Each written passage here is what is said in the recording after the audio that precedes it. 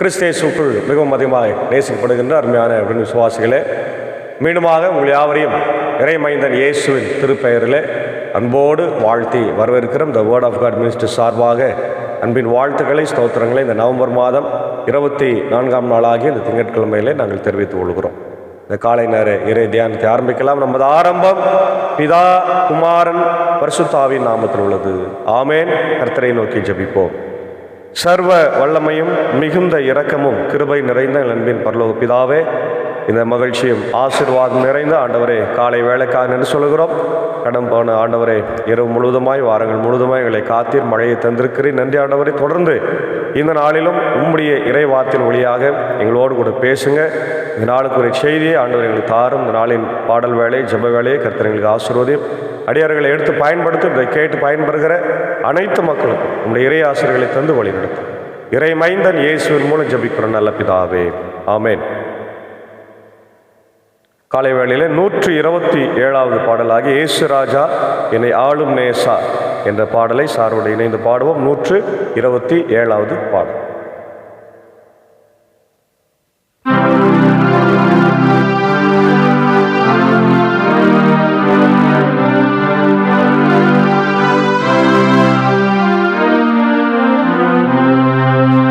இயேசு ராஜா என்னை ஆளும் நேசா, இயேசு ராஜா என்னை ஆளும் நேசா, இயேசு ராஜா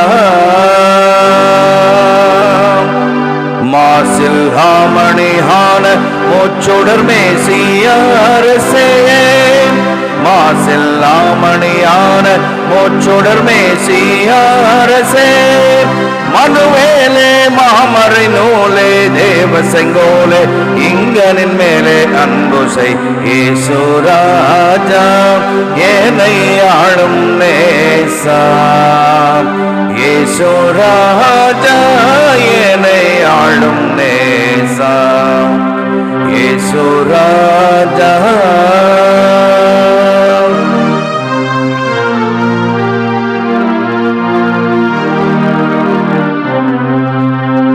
தாவீதரசன் மைந்தா நின் சரணம் சரணம் எந்தா, தாவீதரசன் மைந்தா நின் சரணம் சரணம் எந்தா, சதனந்தா வானந்தா ஓ வந்தாள் மிக வந்தனம் வந்தனம். இயேசு ராஜா என்னை ஆளும் நேசா, இயேசு ராஜா என்னை ஆளும் நேசா, இயேசு ராஜா.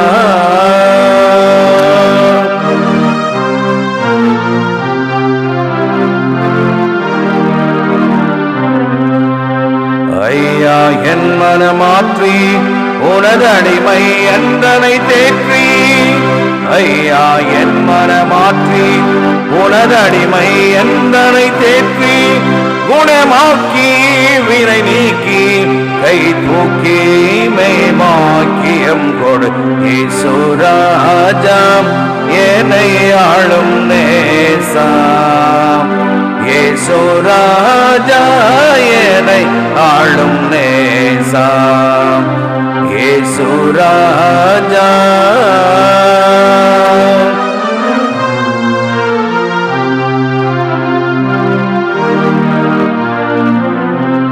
சுத்த திருத்துவ வஸ்துவே சுவிசேட மகத்துவ கிறிஸ்துவே, சுத்த திருத்துவ வஸ்துவே சுவிசேட மகத்துவ கிறிஸ்துவே, பரிசுத்தனே கரிசித்தானே இரட்சித்தடிமைகள் நித்தியம் தோத்திரம்.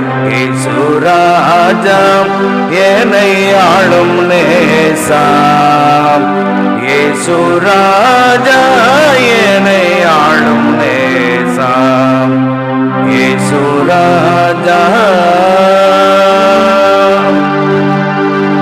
மங்களம் ஈசாவே வளமிகும் சங்கையின் ராஜாவே, மங்களம் ஈசாவே வளமிகும் சங்கையின் ராஜாவே, நரர் வாழ்வே மன்னாவே மெய்தேவே உமக்கோ சன்னாவே இயேசு ராஜா என்னை ஆளும் நேசா, இயேசு ராஜா என்னை ஆளும் நேசா, இயேசு ராஜா.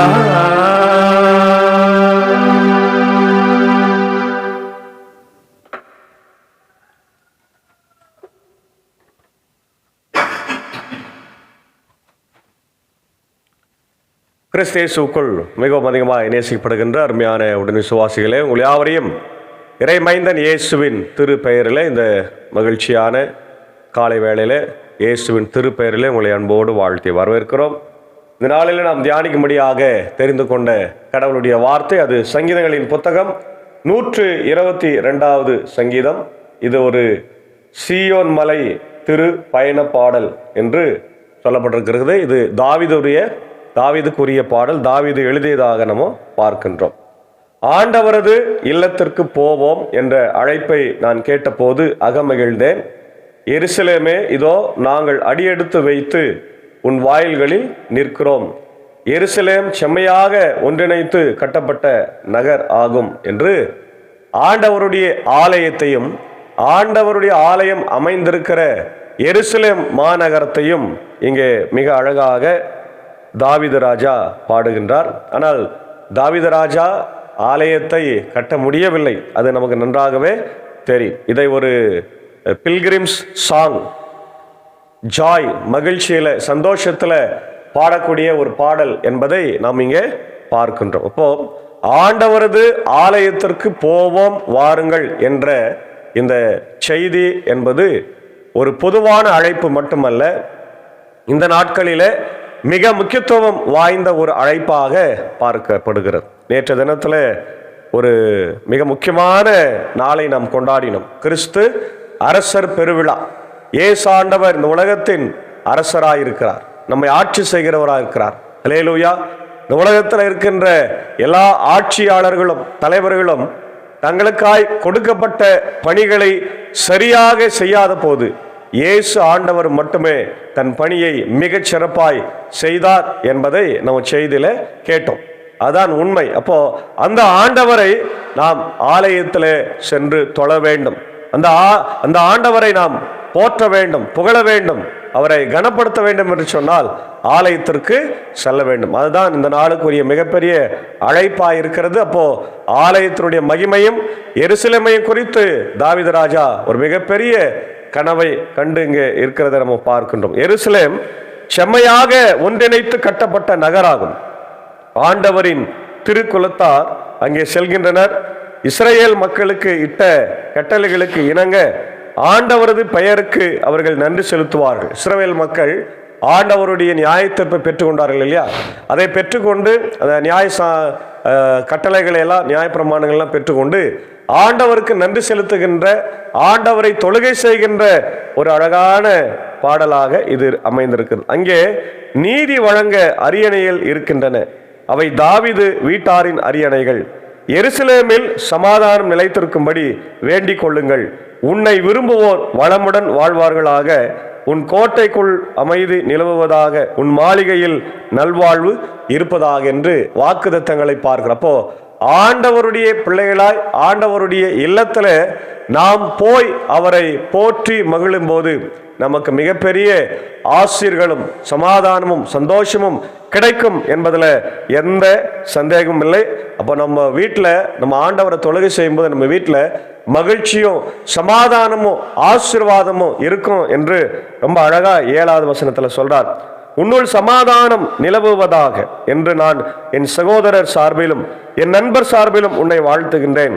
நம் கடவுளாகிய ஆண்டவர் இல்லம் இங்கே இருப்பதால் உன்னில் நலம் பெருகும்படி நான் மன்றாடுவேன். பார்த்தீங்களா? இப்போ ஆண்டவருடைய இல்லத்துல நமக்கு கொடுக்கப்படுகிற மிக முக்கியமான காரியம் ஆசீர்வாதம், சமாதானம். அதை தான் இந்த பகுதியிலே நம்ம பார்க்கிறோம். ஆங்கிலத்தில் நம்ம பார்க்கிறோம், a pilgrim's song expressing joy and gratitude for Jerusalem.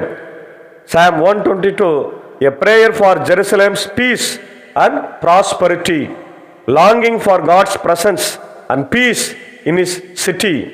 Pilgrim's joy. அதான் 1-2 நம்ம பார்க்கிறோம். Pilgrim's joy. ஆண்டவர் பில்கிரிம்ஸில் அந்த மக்களை மகிழ்ச்சியாக்க அவர் சொல்லுகிறார். I was glad when they said to me, let us go to the house of the Lord.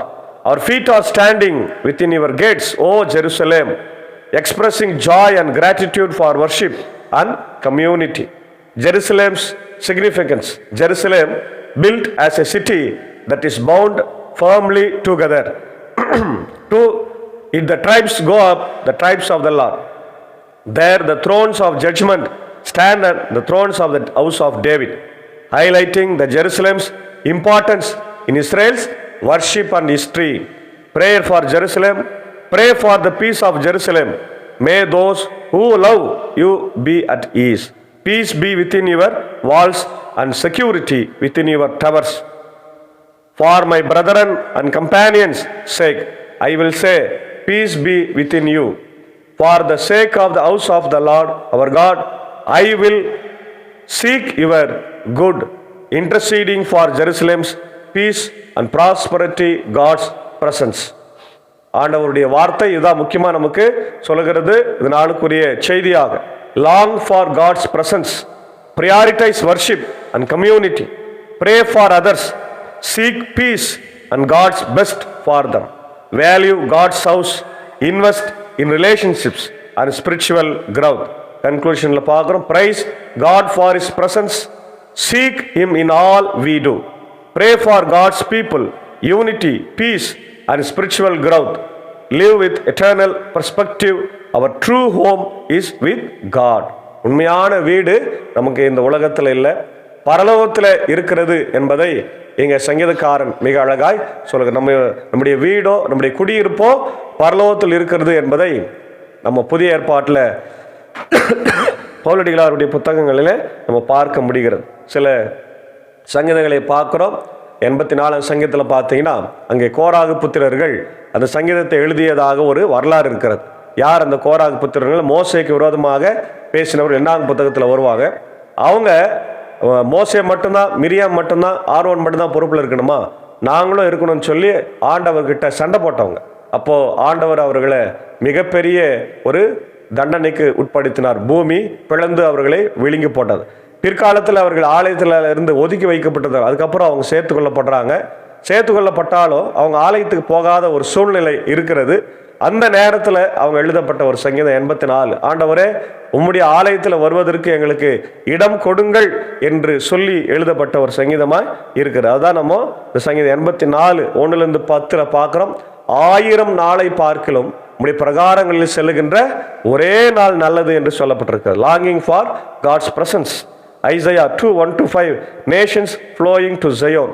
எல்லாரும், அதாவது ஆண்டவருடைய மக்கள் எல்லாம் சியோனுக்கு வந்து அவரை பார்க்க வேண்டும். மத்தேயு 5:9 பார்க்கிறோம். Peace makers called children of God.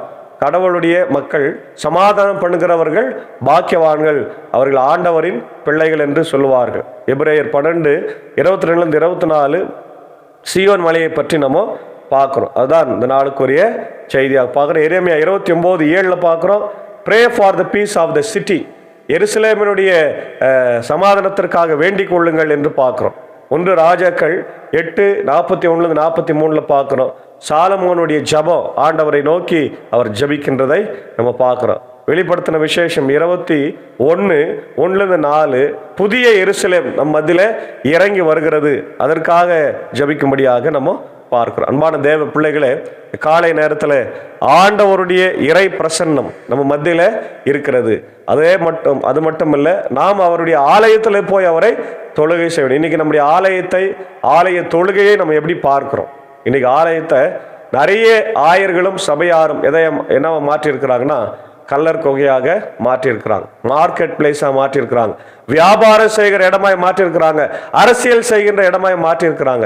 இதை எல்லாவற்றையும் நாம் மாற்றி போட்டு ஆண்டவருடைய ஆலயம் சகல ஜாதியாருக்கும் ஜெப வீடா இருக்கிறது என்பதை உணர்ந்து நம் ஆண்டவரை தொழுகை செய்து அவருடைய வருகைக்காய் வாழ தூய ஆவியானவர் நம்மை வழிநடத்தி காப்பாராக. ஆமேன். ஜபிப்போம். சர்வ வல்லமையும் மிகுந்த இரக்கமும் கிருபை நிறைந்த அன்பின் பரலோக பிதாவே, இந்த மனமகிழ்ச்சியும் குளிர்ச்சியும் நிறைந்த காலை வேளைக்காக நன்றி சொல்லுகிறோம். ஆண்டவரே, கடந்து போன இரவுல எங்களோடு இருந்து எங்களை காத்து வழி நடத்தினீர். புதிய நாளை தந்திருக்கிறீர். நன்றி ஆண்டவர். இந்த நாளிலும் கேட்ட செய்திக்காக ஜபிக்கிறோம். ஆண்டவரே, எருசலேமில் இருக்கின்ற ஆலயம் மிகப்பெரிய உன்னதமான ஆலயம்.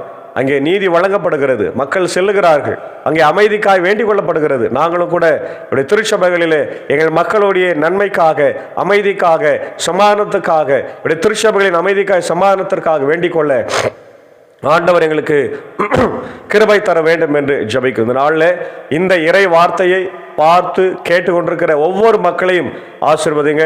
உலகம் முழுவதும் இருக்கின்ற என்னுடைய தமிழ் மக்கள், தமிழ் கிறிஸ்தவர்கள், கிறிஸ்துவை அறியாதவர்கள், இந்தியாவில் இருக்கிற மக்கள், இதை ஃபாலோ பண்ணுறவங்க, ஷேர் பண்ணுறவங்க எல்லாரையும் ஆசீர்வதிங்க. இந்த நாளில் இந்த ஊழியத்தில் எங்களோடு இருக்கிற என்பர் சாரி, மேஞ்சக்காவி, அன்பான பிள்ளைகள், மாத்தாள் மரியாளியும், அன்புக்குரிய சாகசாரி டீச்சரை ஆசீர்வதிங்க. அடியனை ஆசீர்வதி, பலப்படுத்தும், குடும்பங்களை வழிநடத்தும், தேவலை சந்தியும். குறிப்பாய் அடியன் பணியாற்றுகிற பாப்பனம் பள்ளி, மின்னூர், வடகரை, மேல்சரம் திருச்சபைகள் குடும்பங்களை ஆசீர்வதிக்க வேண்டுமா ஜெபிக்கிறோம்.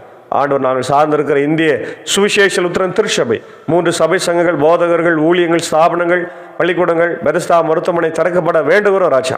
நல்ல ஒரு ஆட்சியை ஆண்டவரை வந்திருக்கிறவர்கள் செலுத்த கர்த்தர் கிருபை தர வேண்டுமா ஜெபிக்கிறோம். நல்ல பலவீனமாக இருக்கிற, சுகவீனமாக இருக்கிற மக்களுக்காக ஜெபிக்கிறோம். காத்தருளை வழிநடத்தும். பிறந்த நாளைக்கு நன்றி செலுத்துகிற மக்களுக்காக ஜெபிக்கிறோம். எல்லாரையும் ஆசீர்வதிங்க, வழிநடத்துங்க. திருமண நாளை காணுகின்றவர்களே ஆசீர்வதிங்க. குறிப்பாக இந்த நாளிலே என்னுடைய முன்னாள் ஆம்பர்சினார் ஆஃபீஸில் பணியாற்றி அக்கௌண்டண்டாக இருந்து ஓய்வு பெற்ற திரு எம் சாமுவேல், அவருடைய அன்பான மூத்த மகன் அண்ணன் எட்வின் ரவிக்குமார் அவர்களுக்காக ஜெபிக்கிற நாளில் தன்னுடைய பிறந்த நாளை கண்டு நன்றி செலுத்துகிறார். அவரையும் அவருடைய அன்பு துணைவியார், பிள்ளைகளையும் குடும்பத்தின் மக்களையும் ஆசீர்வதியும். குறிப்பாய் அவருடைய அன்பான தகப்பனார் சாமுவேல் ஐயாவை நினைவு கூறுகிறோம், மின்னலம்மாவை நினைவு கூறுகிறோம். அவர்கள் இளைந்தாலும் அவரோடு கூட நீர் தங்கியிரும். இது அவருடைய அன்புக்குரிய ஆசிரியர் காட்வின் சாருக்காக, அவருடைய அன்பான சகோதரருக்காக, குடும்பத்தின் மக்களுக்காக ஜெபிக்கிறோம். எல்லாருக்கும் நல்ல சுகபலன் ஜீவனை தந்து வழிநடத்தும் ராஜா. இந்த நாள் முழுதுமாய் உடைய கிருபை தங்கியிருக்கட்டும். ஆண்டவர் வாரம் முழுதுமாய் உடைய ஊழியங்களை நாங்கள் சிறப்பாக செய்யும். உடைய வருகைக்காக ஆயத்தப்படுவோம். கிறிஸ்துமஸ் காலங்களை கொண்டாடும். அதன் வழியாக இயேசுவின் பிறப்பை இந்த உலகத்திற்கு அறிவிக்க கர்த்தர் எங்களுக்கு கிருபை தர வேண்டுமா ஜெபிக்கிறோம். தொடர்ந்து உடைய கிருபை, இறை பிரசன்னம் இந்த நாளில் எங்களோடு கூட தங்கியிருக்கட்டும். இயேசு கிறிஸ்துவின் வழியை ஜெபிக்கிறோம் நல்ல பிதாவே, ஆமேன். எல்லா வல்ல தந்தை, மகன், தூய ஆவியின் ஆசைகள் இந்த நாளிலே நம் அனைவரோடு கூட தங்கி தரித்திருப்பதாக. ஆமேன். God bless you all.